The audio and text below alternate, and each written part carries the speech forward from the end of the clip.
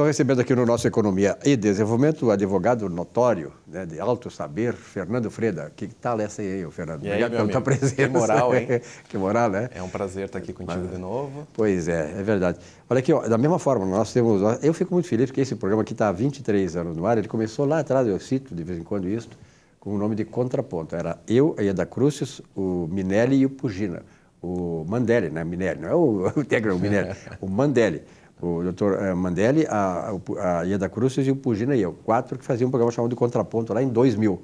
E hoje temos 23 anos aí, né? Uma carreira importante do programa, que o sustentáculo dele, desta longevidade, exatamente são aquelas pessoas que circundam aqui o programa, que vêm aqui e que trazem e transmitem conteúdos, que isso é fundamental. Sempre foi minha preocupação de trazer para vocês conteúdos que possam ajudá-los, né, na sua vida pessoal, familiar, profissional, seus negócios, enfim.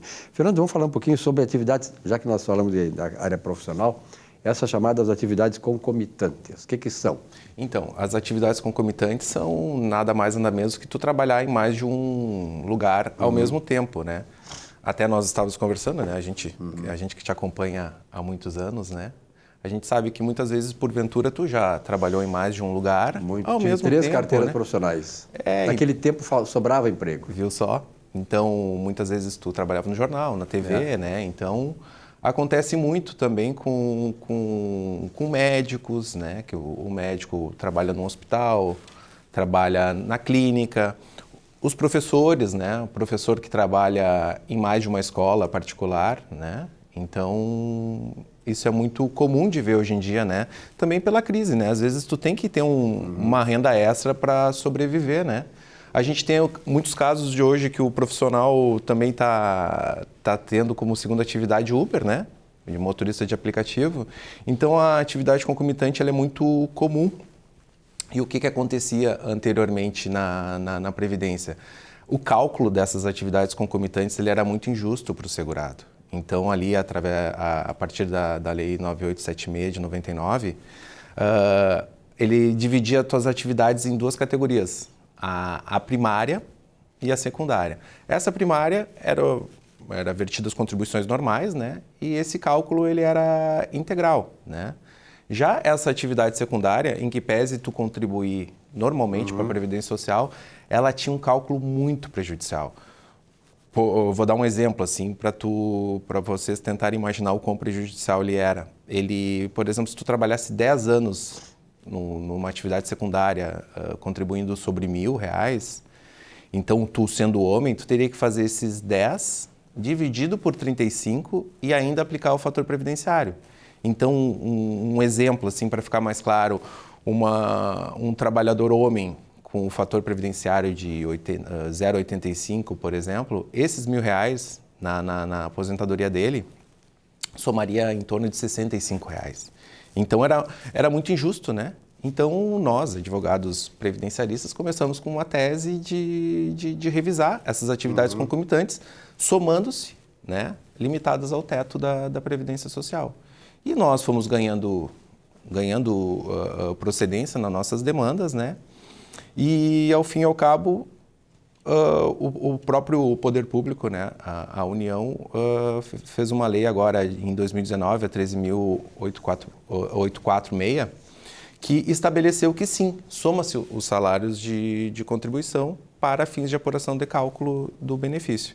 Então, devido a tantas ações também que tornaram-se comuns, né, o Superior Tribunal de Justiça começou a debater o tema, que é o caso do tema 1070 do STJ, que foi afetado, né, todos os processos no Brasil referente à revisão das atividades concomitantes ficaram suspensos, né, em 2020 e finalmente, ano passado, 2022, ele foi julgado.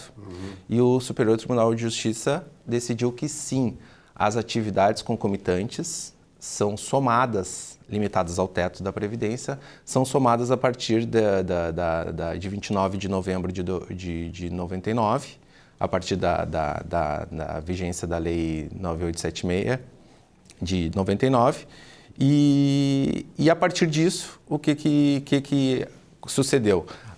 Transitou em julgado agora esse ano, né? Agora em fevereiro, então os processos voltaram a andar referente a esse tema, né?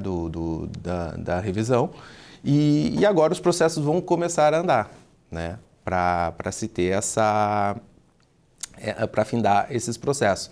Então, Silvio, para esses trabalhadores, né, que ficaram interessados, né, nessa revisão, então, assim, se você, trabalhador, teve 2 trabalhos, 3, 4, né, no período de 29 de novembro de 99 até 17 de junho de 2019, você pode ter direito a revisar seu benefício.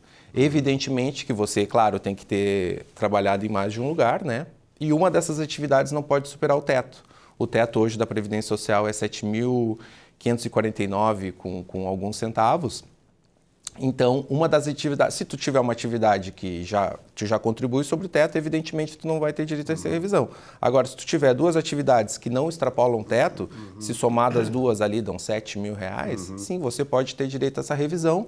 Evidentemente que até a gente estava conversando sobre o teu caso, tu não pode ter te aposentado há mais de 10 anos, né? Tu não pode ter recebido o teu primeiro pagamento há mais de 10 anos. Então, tu percebe que essa revisão ela é muito impactante, né? Que nem a gente deu esse exemplo aqui de aumentar, tu trabalhar 10 anos contribuindo, aumentar 70, 65 reais é muito injusto, né? Então, finalmente, essa boa notícia do julgamento do tema 1070 foi procedente. Esses trabalhadores, então, têm direito de revisar seu benefício. E aí também a gente sempre orienta aqui no programa, né, Silvio? Se você teve 2 trabalhos, 2, 3 trabalhos nesse período de 29 de novembro de 99 até o 17 de junho de 2019, você deve procurar um profissional, um advogado previdenciarista para calcular.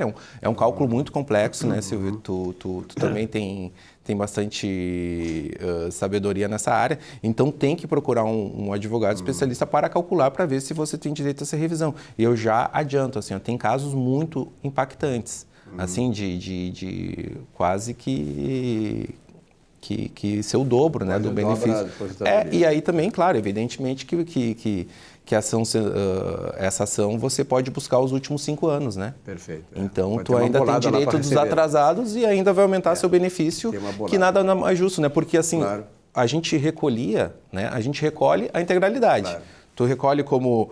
Tu tem carteira assinada, mas tu também tem um trabalho como autônomo. Tu está recolhendo normalmente. Então, era uma falta de isonomia, né? Que é um dos princípios que o Superior Tribunal de Justiça trouxe para a decisão, porque é muito injusto, né? Tu contribuir integralmente e na hora de ser somado no teu salário de contribuição. Esforço, evidentemente, o teu salário de contribuição, tu estava contribuindo pelo um trabalhador normal, só que tu tinha mais de um trabalho. Então, nada mais justo que ser somado e você ter o seu benefício baseado, evidentemente, nas tuas contribuições daquela competência que você...